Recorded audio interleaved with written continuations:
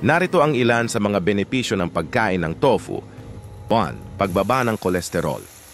Ang soy isoflavones sa tofu ay nakakatulong sa pagbaba ng antas ng masamang kolesterol na nagpapabawas ng panganib sa sakit sa puso. Bukod dito, para sa mga kababaihan, ang soy isoflavones ay gumagaya sa estrogen. Yung tofu ay barin magdagdag ng mga hormone ng mga kababaihan. 2. Ang tofu ay mayaman sa calcium na mahalaga para sa pangangalaga ng malusog na mga buto. 3. Ang soy isoflavones sa tofu ay ipinapakita na nakakabawas ng panganib ng kanser.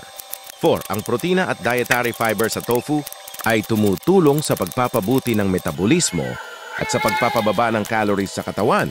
5. Naglalaman ng soy saponins na maaaring pigilan ang pag-accumulate ng taba. 6. Ang soy ay mayaman sa grupo ng bitamina E at bitamina B na maaaring magpabuti ng kapaligiran ng bituka.